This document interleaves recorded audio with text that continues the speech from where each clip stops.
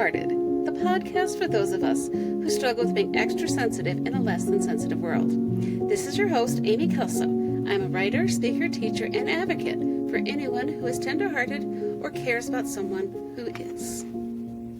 Hello, and welcome to the Tenderhearted podcast. I am your host, Amy Kelso. I've been trying to figure out what I wanted to talk about this week, and then I got busy getting ready for a speech that I'm giving at a rally coming up. And it made me remember that one of the things that Tenderhearts are really good at is we are very passionate about the things that we believe in.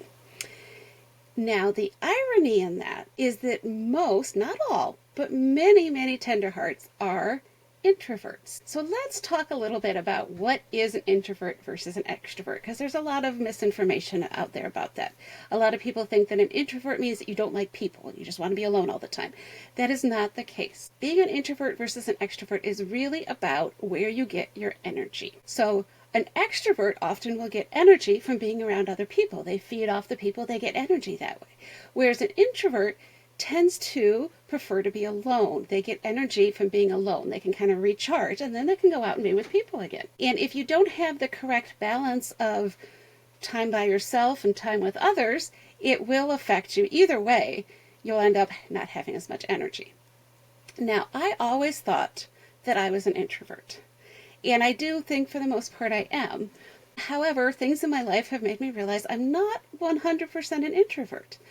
I'm a teacher, and for a long time I worked in public schools, and I would come home at the end of the day exhausted because I was around people all the time, and not just people, but teenagers, extra needy people, and it would wear me out, and I just wanted to be alone. I have been able to adjust my life. I currently still teach, but I teach online, so I'm not around people as much, and I have learned that there is a time when I really do crave being around people. I do need that interaction. I do need that to help charge me up. So perhaps I'm not as much of an introvert as I thought I was when I'm around people that are giving and not just taking. However, I think I still am at core mostly an introvert. I read a book that I would recommend to anybody who is an introvert or knows somebody who's an introvert, which pretty much means everybody, right? The book is called Quiet: The Power of Introverts in a World That Can't Stop Talking by Susan Cain. She is amazing. I would definitely recommend reading this book as well as any of her other stuff. But I remember I read this in 2013 and I really think it kind of changed my life and made me realize what I had to offer the world. However, what I want to share right now, there's a specific passage in here that really caught my attention that helped me understand both my introverted tendencies as well as why I can do things like making a speech at a rally. So let me read this for you. She says, Professor Brian Little created a new field of psychology called free trait theory. According to free trait theory, we are born and culturally endowed with certain personality traits, introversion and extroversion, for example, but we can and do act out of character in the service of core personal projects.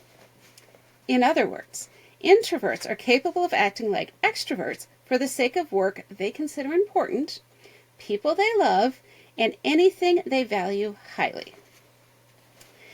Our lives are dramatically enhanced when we're involved in core personal projects that we consider meaningful, manageable, and not unduly stressful, and that we are supported by others.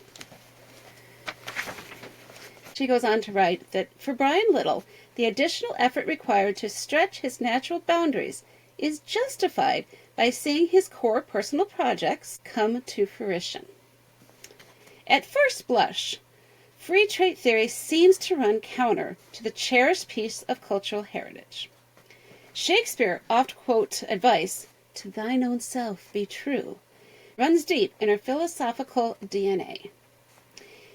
And if we act out of character by convincing ourselves that our pseudo-self is real, we can eventually burn out without even knowing why.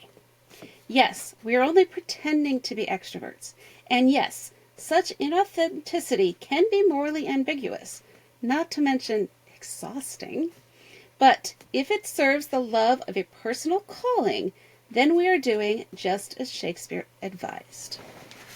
In other words, when we have something that we care about, that we're so passionate about, we can get over those obstacles. We can become what we need to be to get our message out. So if you know of a tender heart, or you are a tender heart, and you want to work on trying to kind of get out of your shell a little bit, or give them out of their shell, one of the things that I would suggest is to really focus on something that you are passionate about, and try to find an audience that would be interested in what you have to say, or what they have to say, and go slowly.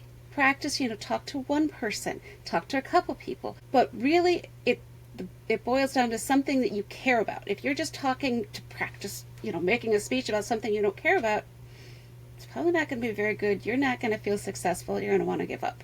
But once you start talking about something that you really care about, that passion comes through, and before you know it, you're going to take off and do amazing things, which is my real hope for all of us. I think that we need our tender hearts to speak out about what they're passionate about, because it is time for us to change the world.